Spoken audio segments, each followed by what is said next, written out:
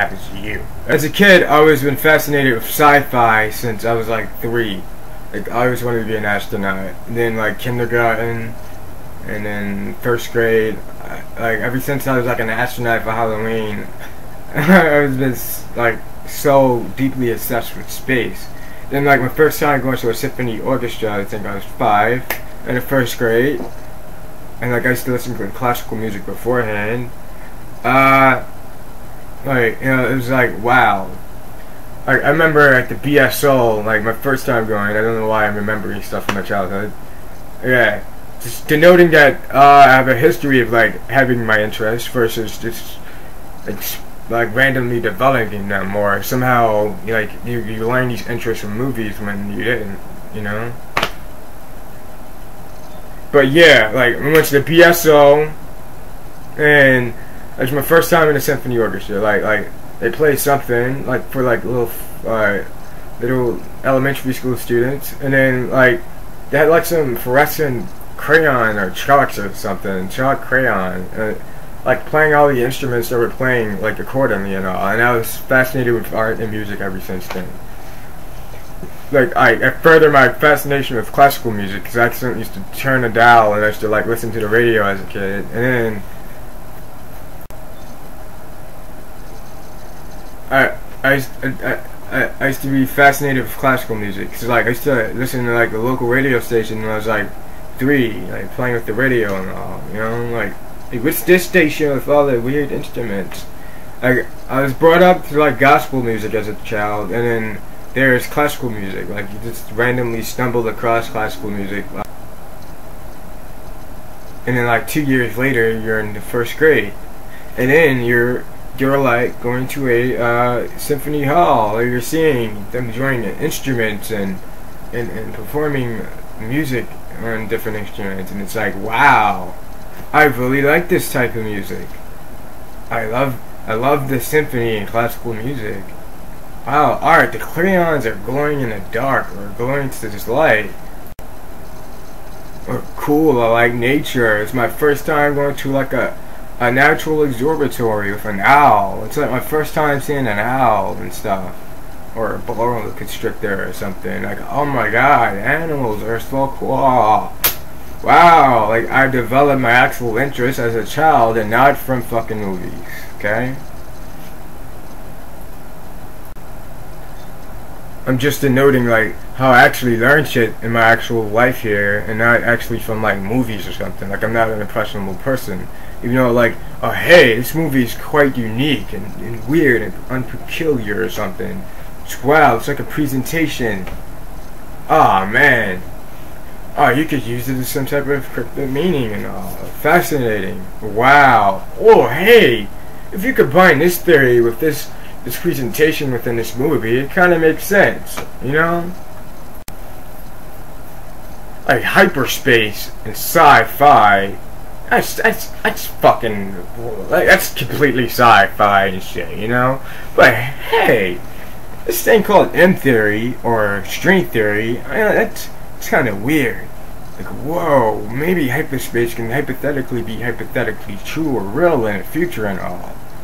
You know, and then, oh my god, you know, I never thought about using magnets as fucking engines or something. Like you supercharge a magnet with like intense amounts of energy to have that magnet somehow propel you to like the different dimensions of space-time continuums, and that space is not actually like all the way 3-dimensional. It's only animated by gravity or something, which is like something to do with the graviton particles and those things building up and whatnot, you know? Like if something collects enough mass, it creates its own gravitational field, even if it doesn't have a core. So it must have something to do with like some sort of quantum physics type of notion. Like, yeah, I don't know. So like maybe like hyperspace is mainly based on electromagnetism and gravity, and like some ability of like manipulating supermagnets to propel itself through like different planes of space-time. It's like space-time isn't all that fucking difficult as once perceived. Like everything just came to be and it's all animated. When space is completely zero gravity, and then there's like an empty void, and then you can like create shortcuts and different bridges by linking different connections of like magnetic hyperspace energy to another hyperspace magnetic energy. It's like colliding two different black holes to like combine and open in and create like a tunnel or something, you know, like a bridge. I don't know. Like black holes do exist. That's proven. At first they were like theoretical, hypothetical, and then they confirmed that they actually do fucking exist. So now there's like wormhole and warp speed theories or hyperspace and all. If you actually combine all the hypothetical theories and theoretical shit out there, then like this fucking warp speed hyperspace shit can be hypothetically factual. If we somehow found the source for like an intense amount of energy, and there's nuclear energy, there's solar power, there's combustible energy, like it's powered by fucking oxygen or hydrogen or something, you know? If we currently fucking explore space, maybe actually achieving hyperspace could be someday factual or something.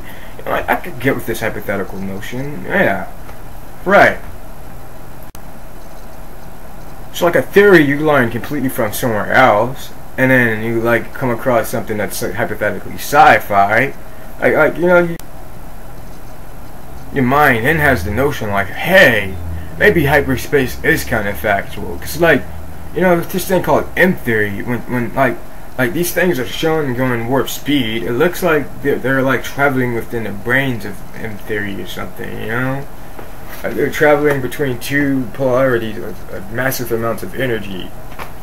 Wow, that looks like an M-brain with stars in the middle until you reach your fucking destination. Wow, hyperspace is based on M theory or something. Fascinating. Oh my god, I learned M theory completely outside of a movie and shit. And then, like, you know, like hyperspace within a movie. Like it's completely fucking sci-fi. You just watch the movie and notice it looks like fucking M theory or something. Like, wow. I'm gonna just speculate and hypothesize from there.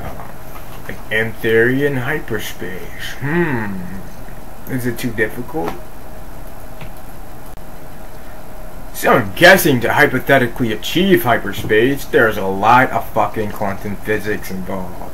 And there is a lot of need for some type of new energy source of pure energy, which is still based around quantum physics, like antimatter or something, you know?